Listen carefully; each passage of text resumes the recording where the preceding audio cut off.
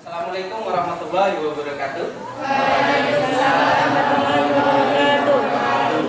Pada pagi hari ini, seperti pelajaran biasanya di sejarah peminatan, untuk hari ini kita akan menampilkan dari salah satu temanmu tentang materi respon internasional terhadap kemerdekaan Indonesia dan dilakukan oleh Dikta. Silakan kepada Dikta, langsung dimulai.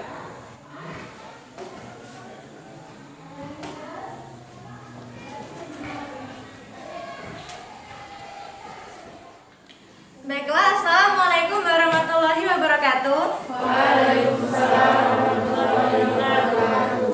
Selamat siang teman-teman, masih semangat?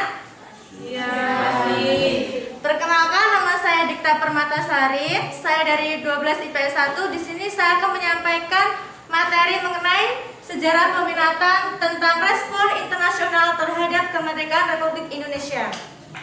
Nah, di sini saya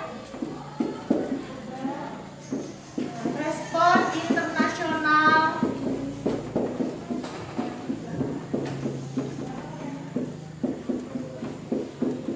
terhadap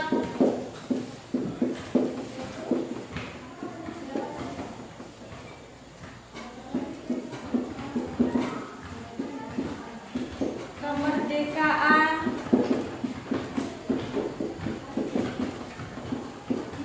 Republik Indonesia. Nah, kalau mengenai respon, itu berarti sebuah tanggapan atau respon negara lain terhadap kemerdekaan Republik Indonesia itu seperti apa sih? Apakah semua negara itu mengakui kemerdekaan Indonesia atau semua negara itu tidak mengakui kemerdekaan Indonesia? Jadi, ada dua pilihan teman-teman. Indonesia itu diakui kemerdekaannya atau Indonesia itu tidak diakui kemerdekaannya. Jadi teman-teman, yang kita tahu adalah Indonesia sendiri memproklamasikan kemerdekaan pada tanggal 17 Agustus 1945. Namun bukan berarti perjuangan membela kemerdekaan itu berhenti pada saat itu juga teman-teman. Tidak teman-teman, perjuangan membela kemerdekaan Republik Indonesia tidak berhenti pada saat itu juga. Karena tidak semua negara itu mengakui kemerdekaan Indonesia. Hanya ada beberapa negara-negara saja yang mengakui kemerdekaan Indonesia. Nah, mana saja negara-negara yang mengakui kemerdekaan Indonesia?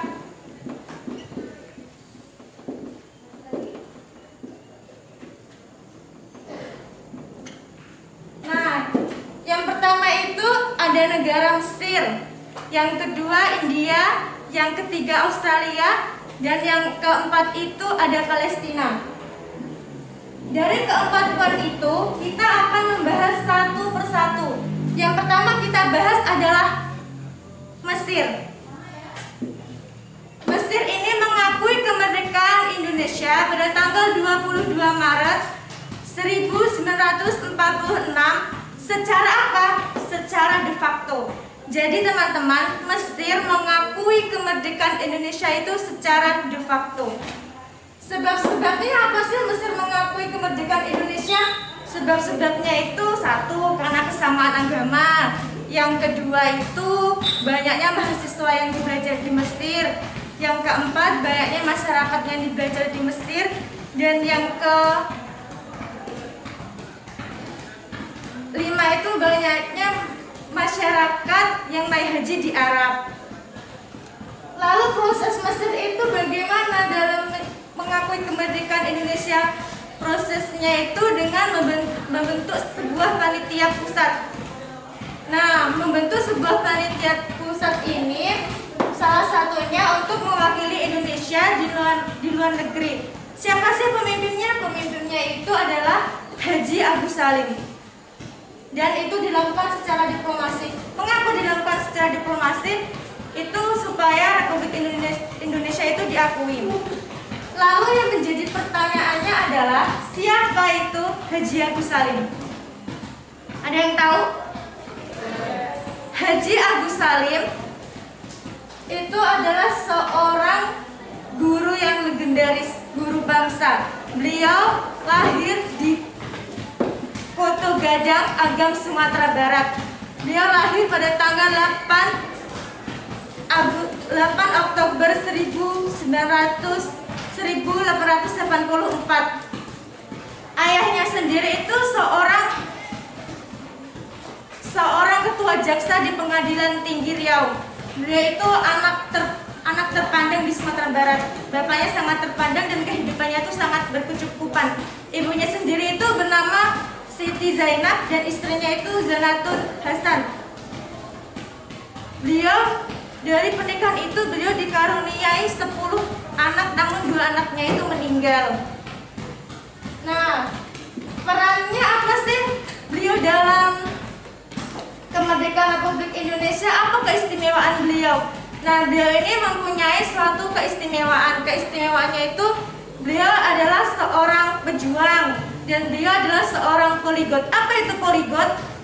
Poligot itu adalah manusia yang menguasai belasan bahasa. Nah, selain itu juga di Sumatera Barat itu dikenal sebagai Stadion Agus Salim. Nah, yang dimana di situ ada gor olahraga Agus Salim. Nah, yang kedua itu adalah India. Nah, India ini memiliki hubungan dengan Indonesia. Apa sih hubungan India dengan Indonesia? Apa yang menjadi hubungannya kedua negara ini? Ternyata kedua negara ini adalah kedua negara yang menjalin sebuah persahabatan, teman-teman. Selain menjalin sebuah persahabatan, kedua negara ini juga memiliki perjuangan dan juga memiliki rasa senasib. Rasa senasib seperti apa? Nah, kedua negara ini sama-sama dijajah oleh bangsa Barat. India dijajah oleh Inggris, Indonesia dijajah oleh Belanda. Nah, selain itu India juga memiliki kesamaannya. Kesamaan seperti apa? Kesamaan seperti Hindu Budanya. Nah, ini untuk mengenai India. Yang ketiga ada Australia.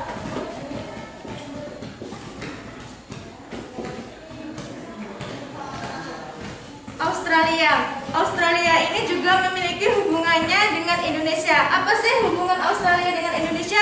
Apakah sama hubungannya seperti persahabatan? Ternyata tidak, teman-teman. Hubungan Australia dengan Indonesia itu hanya memiliki kesamaan. Kesamaan seperti apa? Kesamaannya itu sama-sama dijajah oleh bangsa Jepang. Jadi kedua negara ini adalah kedua negara yang sama-sama dijajah oleh bangsa Jepang. Selain itu, kedua negara ini, Australia dan Indonesia, itu juga memiliki tujuan yang sama. Apa sih tujuan yang sama itu? Tujuan yang sama itu untuk menjatuhkan atau menyingkirkan Jepang. Jadi itu sedikit mengenai Australia. Dan keempat ada Palestina. Teman-teman, kalau kita membahas soal Palestina, ini adalah negara yang sangat menyedihkan. Kenapa saya bilang negara yang sangat menyedihkan? Karena negara ini dari dulu sampai sekarang nggak pernah berhenti dengan namanya konflik. Negara ini adalah negara yang penuh konflik. Tapi luar biasanya dari Palestina itu adalah negara ini meskipun berkonflik dan tidak diakui oleh PBB, tapi negara ini mau mengakui kemerdekaan Indonesia. Luar biasa bukan? Karena tidak semua negara itu mau mengakui kemerdekaan Indonesia. Hanya negara ini yang mau mengakui kemerdekaan Indonesia meski negara ini tahu bahwa negaranya itu penuh konflik dan tidak diakui oleh PBB. Itulah sedikit tadi mengenai respon internasional terhadap kemerdekaan Republik Indonesia. Saya akhiri. Wassalamualaikum warahmatullahi wabarakatuh. Waalaikumsalam warahmatullahi wabarakatuh.